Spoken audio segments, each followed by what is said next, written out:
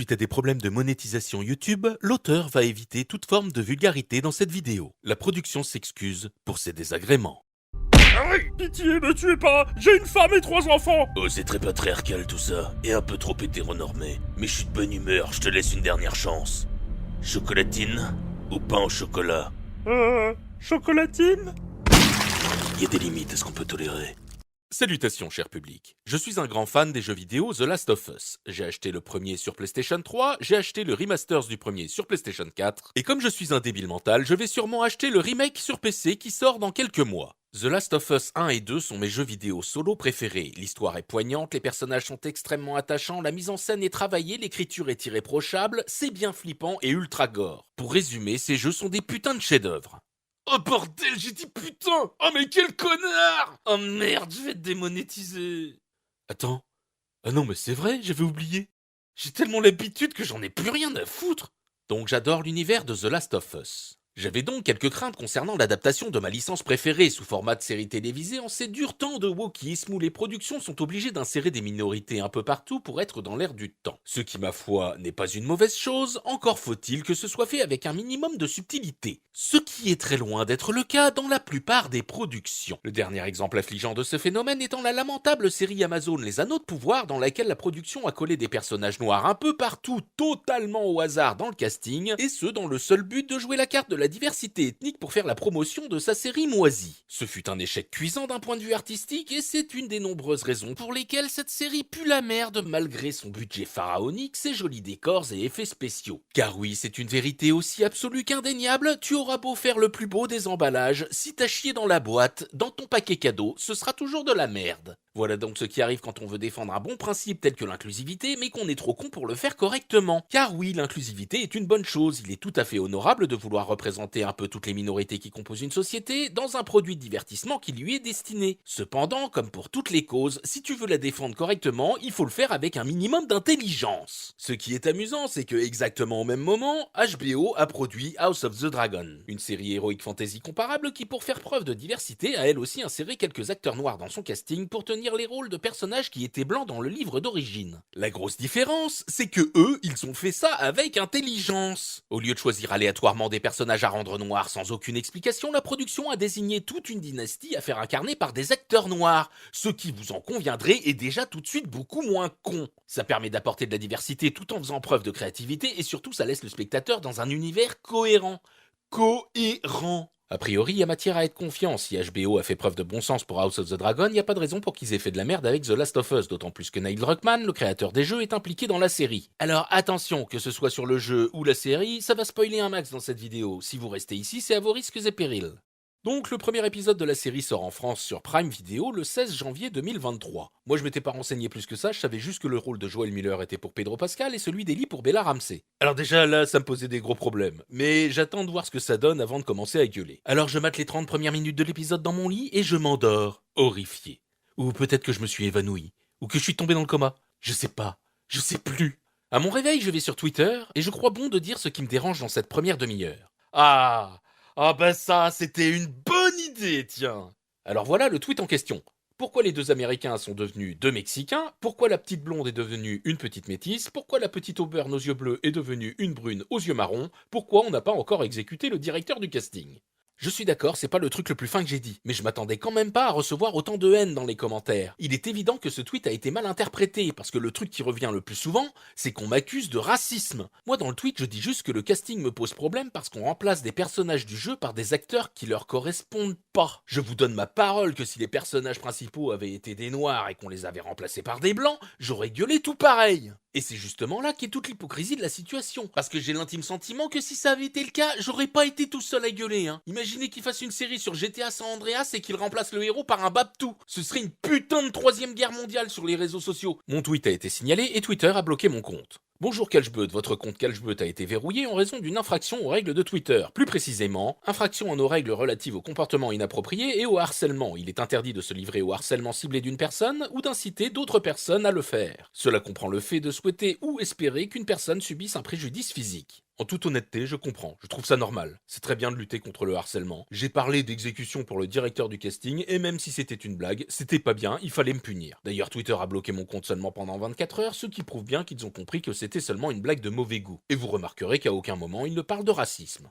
Alors après un moment d'hésitation, j'ai regardé l'épisode en entier et si j'imagine bien que pour quelqu'un qui ne connaît pas le jeu, la série peut être une bonne surprise, malheureusement pour moi qui suis un fan hardcore totalement psychorigide, l'expérience fut un peu plus compliquée. Oui, parce que c'est vrai que d'un point de vue esthétique, c'est super joli. Mais comme dit précédemment, pour moi, il n'y a pas que l'emballage qui compte.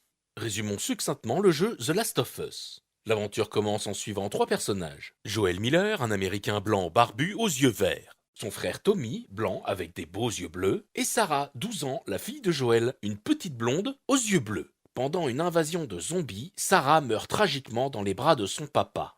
20 ans plus tard, dans un monde post-apocalyptique, Joel rencontre Ellie, une ado de 14 ans, aux yeux bleus.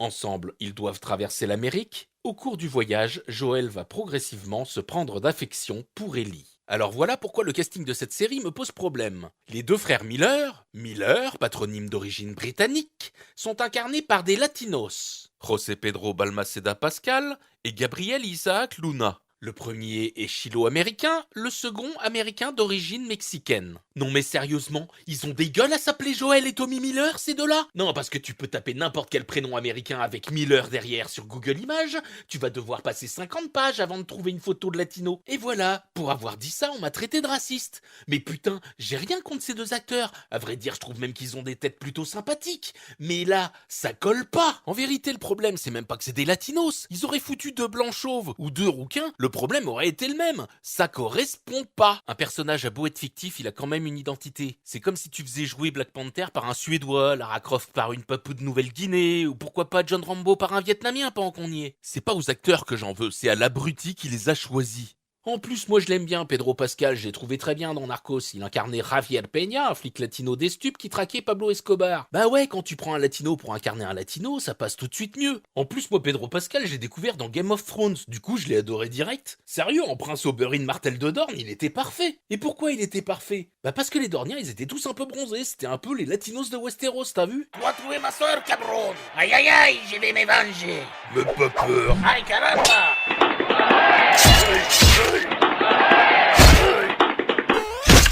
Ce picote. Aïe aïe aïe, j'ai gagné.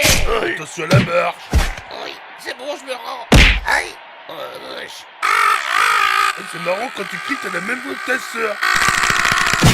Non, sérieux, moi je l'aime bien Pedro Pascal, mais bon, Joël c'est un blanc barbu aux yeux verts. Pedro c'est un latino avec les yeux sombres et honnêtement, non, ça c'est pas une barbe. C'est de la peau avec quelques touffes de poils. Normalement, quand t'as une pilosité comme ça, l'orgueil masculin t'oblige à te raser. Je sais pas, moi, ils ont des maquilleurs, ils auraient pu au moins lui coller une moumoute. D'autant plus qu'ils l'ont déjà fait dans Game of Thrones pour compenser sa pilosité foireuse, ils lui avaient collé des faux poils là et là, pour faire son collier de barbe. Et ici, ils lui ont collé toute une grosse beubare. Y a même des mecs qui se sont cassés le cul à faire des simulations de pilosité. Bon, c'est pas terrible, mais il a déjà moins l'air d'un clodo, c'est déjà ça. Bon, allez, on va pas y passer la journée, passons au frangin. Gabriel Luna, alors lui je le connais pas trop, je l'ai vu que dans Terminator Dark Fate et c'était un film de merde. Mais bon, c'était pas de sa faute. Enfin en tout cas, il a pas une tête à s'appeler Tommy Miller. Mais je vous assure, je le jure sur ma vie, c'est pas du racisme, c'est juste que ça colle pas. Après faut être honnête, il y a quand même une petite ressemblance au niveau du blouson. Enfin bon, passons à la suite du casting.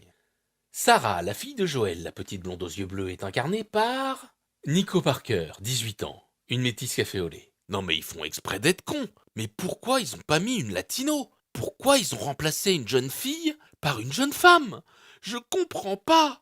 D'accord, elle est mignonne, mais ça colle pas. Ça colle pas avec le jeu, ça colle pas avec le père. Arrêtez de brutaliser mon esprit comme ça. Par contre, vous remarquerez qu'elles ont le même t-shirt. Ah bah oui, ça c'est essentiel. Qu'elle soit pas de la même ethnie que son père, on s'en branle. Par contre, si elle a pas le même t-shirt que dans le jeu, ah bah là, tu trahis le personnage. Mais comment ils ont pu se planter à ce point? C'est quoi le projet? Ah mais ça y est, je comprends. C'est qu'en fait, le but c'est de dégager tous les blancs de la famille Miller. Non, parce que là, si tu creuses un peu, ça veut dire que la mère de Sarah, qui en toute logique était blanche dans le jeu, ils l'ont remplacée par une noire. Ah, c'est balèze, hein, les mecs arrivent à changer la couleur des persos dont on n'a jamais entendu parler dans l'histoire. Eh ben putain, le grand remplacement en France, c'est peut-être une hallucination collective inventée par les nazis fachos d'ultra-droite, mais alors dans la famille Miller, c'est une putain de fatalité. N'est-ce pas? Allez, la suite de l'hécatombe. Ellie, la petite ado de 14 ans avec ses yeux bleus, ils l'ont remplacée par quoi? Une aborigène d'Australie? Une esquimau du Groenland? Ah non, tiens, elle reste blanche. Oh putain, non mais sérieux? Bella Ramsey? Alors, hormis le manque total de ressemblance, il est où le problème là? Un des trucs qui avait émerveillé les joueurs à la sortie du jeu en 2013, c'était les expressions des visages et notamment les regards. Et si la version de 2013 a forcément vieilli, le remake et Last of Us Part 2 sont toujours à la pointe dans ce domaine. Les personnages arrivent à exprimer tout un tas d'émotions grâce à la performance capture. Et c'est pour ça qu'on s'attache autant aux personnages, parce que non seulement leur histoire est touchante, mais en plus leurs expressions sont criantes de vérité et rendent le tout crédible. Rien qu'avec son regard, Ellie peut exprimer tout un tas de choses. Et pour incarner Ellie, ils ont choisi Bella Ramsey. Alors ça m'a bien fait rire parce que dans les commentaires sous mon tweet, il y a tout un tas de personnes qui m'ont répondu « Ouais, qu'est-ce qu'on en a à foutre qu'elle ressemble pas à Ellie du moment qu'elle joue bien ?» Elle joue bien? Sérieux? Bella Ramsey? Je crois que c'est le visage le plus inexpressif que j'ai vu de toute ma vie. En regardant l'épisode, je me demandais même si elle n'était pas atteinte de paralysie faciale. C'est marrant parce que je m'en étais pas rendu compte dans Game of Thrones parce que son rôle s'y prêtait très bien. À l'époque, je l'avais trouvé parfaitement irréprochable en Lyanna Mormont. Son visage était totalement inexpressif mais ça convenait à la perfection à une fillette de 13 ans qui commandait une grande famille de la noblesse et ne devait laisser transparaître aucune faiblesse. Mais en fait, ce rôle, elle le jouait pas. C'est juste que son visage est mort. Elle peut pas faire autrement. Un autre problème, c'est que Ellie est une jolie petite ado et Bella Ramsey, je suis désolé, mais elle est pas jolie. Alors évidemment, les hypocrites d'Internet disent que son physique n'a aucune importance du moment qu'elle incarne Ellie à la perfection. Mais il est là le problème. C'est pas le cas. Elle joue pas bien et elle lui ressemble pas. Ça commence à faire beaucoup quand tu dois incarner un personnage. Le voilà le problème, les acteurs principaux choisis pour la série correspondent pas au personnage auquel je suis attaché depuis 10 ans. Quelqu'un qui a jamais joué au jeu, il en a rien à foutre, ça je comprends bien. Mais pour les gens qui ont fait le jeu, je suis étonné qu'il y ait aussi peu de personnes qui gueulent quand on modifie tous les héros. Alors là, on m'a répondu, c'est une adaptation. Les auteurs prennent des libertés avec le matériau de base, ils adaptent. Bon, d'accord. En tout cas, la famille Miller, ils se sont fait adapter un grand coup, ça y a pas de doute. Alors on va regarder comment ils ont adapté le reste du casting, parce que j'ai l'impression étrange qu'il y a certains persos qui sont plus adaptés que d'autres. On va vérifier, on va voir s'il y a un schéma logique, si on arrive à discerner les règles de ce fameux processus d'adaptation. Tess, la compagne de Joël dans le monde post-apocalyptique. Dans le jeu, elle a des coupures sur le visage parce qu'elle s'est fait agresser récemment. Alors elle, ça va, ils l'ont pas trop adaptée. Ils ont pris une femme de la même ethnie, c'est pas un sosie, mais bon, ça reste... Nom de Dieu! Oh putain, mais pourquoi ils l'ont défiguré? Bon, on dirait que là, on a trouvé une première règle d'adaptation. Les filles blanches peuvent rester blanches, mais faut plus qu'elles ressemblent à rien. Si t'as une sale gueule, ça va, on t'adapte pas trop. Ok. Robert. Alors lui, que ce soit dans la série ou dans le jeu, il crève rapidement. Ah, même ethnie, pas besoin de trop l'adapter, lui. Nouvelle règle, si t'es blanc et que tu crèves direct, pas besoin d'adaptation. Marlène, un personnage important du jeu. Elle joue un rôle décisif au début et à la fin de l'aventure. Du coup, dans la série, je sais pas pourquoi, là, j'arrive pas à établir une règle, mais elle, ils ont pas ressenti le besoin de l'adapter. Voilà, elle était déjà bien, du coup, pas la peine de l'adapter. Bill, un pote de Joël qui nous aide dans un chapitre du jeu. Personnage particulier puisque le jeu prend un malin plaisir à semer des indices pour te faire comprendre qu'il est homosexuel. Ah, du coup, pareil, il a pas été adapté lui non plus. Autre règle intéressante, si t'es homosexuel, tu peux rester blanc. Pourquoi pas? Henri et Sam, deux frangins qui nous accompagnent pendant tout un chapitre du jeu, des personnages attachants puisqu'ils se lient d'amitié avec Joël et Ellie. Ah bah tiens, ils ont pas été adaptés eux non plus. Mais quelle peut bien être cette règle que j'arrive pas à établir pour ces trois personnages? Alors c'est dommage, dans la saison 1, y a pas David. David, c'est le grand méchant d'un chapitre. C'est un cannibale pédophile. Ah ouais, lui c'est vraiment une saloperie, hein. Ils le disent pas dans le jeu, mais à mon avis, avant l'invasion des zombies, c'était un youtubeur gauchiste qui se faisait passer pour un féministe. Tu sais, le même genre que tous les connards qui se font gauler pour viol de mineurs depuis 3 ou 4 ans là. Ils ont toujours le même profil, ces tas de merde. C'est vraiment dommage qu'il soit pas dans la série parce que quelque chose me dit que le pédophile il serait resté blanc, hein. Il aurait pas été adapté lui non plus. Au final, c'est bizarre, mais j'ai quand même l'impression que c'est surtout la famille Miller qui s'est fait adapter sauvagement. Non, parce que pour les seconds rôles, ça va, hein, ça bouge pas trop. Résumons donc le processus d'adaptation. Pour inclure de la diversité dans le casting de la série, ils ont choisi une méthode avant-gardiste obéissant aux règles suivantes. Si tu es blanc, tu changes d'ethnie, sauf si tu crèves direct, que tu deviens moche ou que t'es homo. Pour les autres, tout va bien, t'as pas besoin d'être adapté. Y a pas à chier, le wokisme c'est vraiment la pire des saloperies. Ça dénature tout. Notre époque n'a pas besoin des conneries nihilistes du wokisme, elle a besoin de discernement. Parce que quand t'as un minimum de bon sens, tu remarques rapidement que The Last of Us c'est déjà un univers super inclusif. Non mais sérieux, lui il est gay, elles sont lesbiennes, eux ils sont noirs, elle est juive, eux ils sont asiatiques. Il y avait pas besoin de changer qui que ce soit, le casting était déjà super diversifié. Alors c'est vrai que dans le jeu je me rappelle pas avoir vu de personnages latinos notables. Mais suffisait d'en créer pour la série, hein. C'est une adaptation comme ils disent. Ils pouvaient rajouter autant de persos qu'ils voulaient, c'était pas une nécessité absolue de transformer les personnages principaux. En plus ça rend l'histoire moins cohérente. Dans le jeu progressivement Joël il s'attache à Ellie. D'une part parce qu'il passe du temps avec elle, mais aussi parce qu'elle lui rappelle sa fille. Physiquement. Ses yeux, bordel. Parce que Pedro, quand il regarde Gollum, là, avec ses yeux de requin blanc, tu vas me faire croire que ça lui rappelle sa fille? Faut arrêter les conneries à un moment. Cette adaptation manque de cohérence. Et puis c'est quoi ces conneries de champignons qui bougent? C'est des cordyceps. C'est pas une invention de Last of Us. Les cordyceps, c'est des champignons parasites qui arrivent à prendre le contrôle du système nerveux des insectes. Ouais alors je déconne pas, hein, c'est un truc de fou. Hein. Le champignon il contamine une fourmi, il l'oblige à aller se percher au-dessus de la fourmilière, comme ça quand il balance ses spores il contamine plein d'autres fourmis. C'est complètement démentiel. Dans l'univers de Last of Us, les cordyceps ont subi une mutation et peuvent contaminer les humains. Ok, ils peuvent prendre le contrôle des humains, mais il y a aucune raison pour que le cordyceps se transforme en tentacule de monstre hentai. Oh, c'est des putains de champignons. Neil Druckmann, qu'est-ce qui t'arrive? Quelqu'un t'a pissé dans le cerveau ou quoi? Sans déconner, The Last of Us avait réussi à faire une histoire de zombies avec une explication scientifique originale et relativement crédible. Bah ils ont aussi réussi à foutre ça en l'air avec leur putain de tentacules de merde, cette bande de dégénérés là. Et puis les zombies qui dégueulent des champignons sur les plaies de leurs victimes là, c'est quoi ça? Ou dans l'épisode 2, ils leur roulent des pelles. C'est nul! Neil Druckmann, mais qu'est-ce qui t'arrive bordel? Et pour incarner des gamines de 12 et 14 ans, pourquoi caster des filles de 18 et 19 ans? C'est pour que Norman puisse se branler devant la série sans état d'âme? Et les filles, vous êtes super mignonnes, hein, ça vous dirait pas de venir jouer au docteur chez moi? Il y a le pédophile de YouTube qui est dans le jardin! Dégage, sale fils de pute!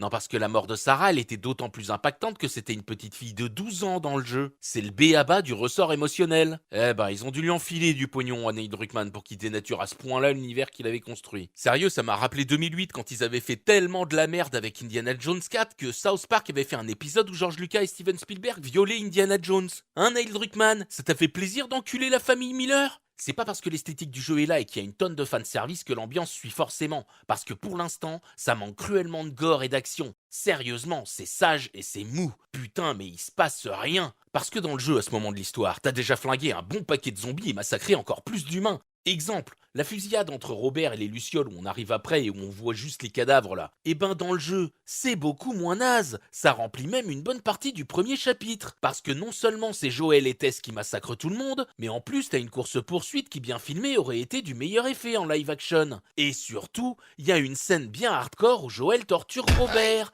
Scène d'autant plus utile qu'elle te montrait à quel point ils sont niqués de la tête. Non, pas le bras, pas le bras, pas le bras! Oh putain! Je m'en fous, je suis gaucher! Non, parce que Joël, c'est un taré. Dans le jeu, il a pas besoin de flashback moisi pour massacrer les gens. C'est pas la mort de sa fille qui l'a transformé en tueur efficace et sans état d'âme. C'est parce que ça fait 20 ans qu'il vit dans un monde post-apocalyptique, dans une dictature militaire, que c'est un gangster et qu'il y a des putains de zombies partout. C'est hallucinant de voir à quel point tous les éléments du jeu qui étaient parfaitement écrits ont été modifiés pour devenir moins bons. Ah oui, une dernière chose. Beaucoup de gens soulignent la qualité des scènes pré-génériques. Alors d'accord, celle du premier épisode, elle est géniale. Y a rien à redire, c'est bien écrit, c'est même drôle. Par contre, la deuxième intro, y a quand même un truc qui me choque. C'est le niveau de connerie de la mycologue. C'est dommage, la scène est vachement bien, la tension est palpable et ça s'intensifie tout du long. Elle explique qu'il n'y a aucun remède et que la seule solution c'est de tout bombarder, mais il faut quand même qu'elle gâche tout à la fin. Au tout dernier moment, fallait qu'elle dise une connerie. C'est pas possible qu'il y ait que moi qui l'ai vue, cette poufiasse là. Elle demande qu'on la ramène chez elle pour qu'elle puisse crever sous les bombes en famille. Non mais t'es sérieuse, biatch? L'avenir de l'humanité est en péril à cause d'un champignon? Et toi, la plus grande spécialiste des champignons du pays, t'as rien trouvé de mieux à faire que de te laisser crever? Non, parce qu'on est d'accord que quand elle dit qu'il n'y a aucun remède, elle parle du cordyceps, pas des champignons en général. Je veux bien que pour les deux peine-cul des années 60, lutter contre les champignons, ça puisse paraître impossible, mais en 40 ans, on a quand même parcouru du chemin. Parce que les champignons, Il y en a plein qu'on arrive à buter. Le mildiou, l'oïdium, le botrytis qui s'attaque aux plantations. Les agriculteurs, ils arrivent à les combattre. Les mycoses de merde, là, qui se foutent entre les doigts de pied, c'est des champignons, ça aussi. On arrive à s'en débarrasser avec de la crème fongicide. Fongicide, qui tue les champignons. Alors je veux bien croire qu'on n'a pas encore trouvé de remède pour tuer les cordyceps, mais c'est sûrement en grande partie parce qu'on n'y a pas mis les moyens. Parce que jusque-là, on n'en avait rien à branler de sauver la vie des putains de fourmis. Maintenant que l'avenir de l'humanité est en jeu, en travaillant tous ensemble avec tes potes mycologues là, vous allez peut-être trouver une solution. Et si vous y arrivez pas, c'est pas grave. Mais ça vaut peut-être le coup d'essayer quand même. Tu te suicideras plus tard. Pour l'instant, il y a du boulot. Connasse! Et là, je te vois venir avec ton petit sourire en coin. Oui, toi, derrière ton écran, là, le petit gros avec les lunettes, là. Tu vas me dire que c'est pour l'effet dramatique que le scénariste lui a fait dire ça. Mauvaise réponse du con la joie. Elle parle à un militaire. C'est censé être un dur à cuire, mais ça reste un con de bidasse totalement remplaçable. Si c'était lui qui avait demandé à rentrer chez lui, l'effet dramatique aurait été le même. Non, il aurait été bien meilleur, parce que ça aurait montré un militaire supposé solide qui craque. Et en même temps, ça voudrait dire qu'il préfère crever plutôt que d'endosser la responsabilité du bombardement de la ville. L'effet dramatique aurait été plus intense et la situation infiniment moins débile. Putain, mais les scénaristes de cette série sont super nuls à chier. Sans déconner, si tous les spécialistes des champignons de la planète ont baissé les bras au bout de 5 minutes comme cette pouf, c'est pas étonnant que 20 ans après, il y ait toujours pas de vaccin. Et me parlez pas de suspension consentie de l'incrédulité. C'est trop facile. À un moment, faut arrêter de prendre les gens pour des cons. Cette série, on l'a juste écrit avec les pieds. Bon, il est vraiment temps qu'elle se termine cette vidéo parce que là, je fatigue nerveusement. Voilà donc ce que j'avais à dire sur la série The Last of Us. Je comprends que les gens qui ne connaissent pas l'univers puissent aimer, mais pour un puriste, c'est un putain de désastre. J'ai été étonné par le raz-de-marée de compliments qu'elle a reçus, surtout venant des gens qui connaissent le jeu. Alors vu que tout le monde suce la série, je me suis dit, moi je vais plutôt l'enculer à sec. Le casting me dérange et il y a plein d'autres problèmes. Bon, je vous rassure, ça m'empêche pas de dormir, je fais pas une névrose. Mais plutôt que de m'excuser comme une larve pour mon tweet, j'ai préféré l'expliquer pour ceux qui l'avaient mal interprété. Si après tout ce que je vous ai dit, certains d'entre vous croient encore que c'est une simple histoire de racisme, eh bien qu'ils aillent se faire enculer. Si vous faites partie des 95% de personnes qui ont apprécié The Last of Us, je suis très content pour vous, sincèrement. De toute façon, je vais la regarder la série moi aussi. Il y a plein de trucs que je trouve nuls à chier, mais plus ça avance et plus les décors sont jolis, c'est déjà ça. Bella Ramsey, elle va me casser les couilles toute la saison, mais j'aime bien Pedro Pascal, et je l'admets, dans le rôle de Joel Miller, il fait le café. Mais bon, c'est normal. Vous êtes un connaisseur, Seigneur. Voilà un bon café. Putain, c'est nul comme blague, au Chili, ils produisent même pas de café. Allez, je vous dis à la prochaine. Cher spectateur, si tu as un euro dont tu ne sais pas quoi faire, pense à ces durs temps de démonétisation. Va sur Tipeee pour offrir cet euro à un artiste qui pour toi fait des vidéos qui lui rapportent que dalle. Rien ne t'oblige à être généreux, mais rappelle-toi, Dieu te regarde en permanence et il aime les gestes nobles.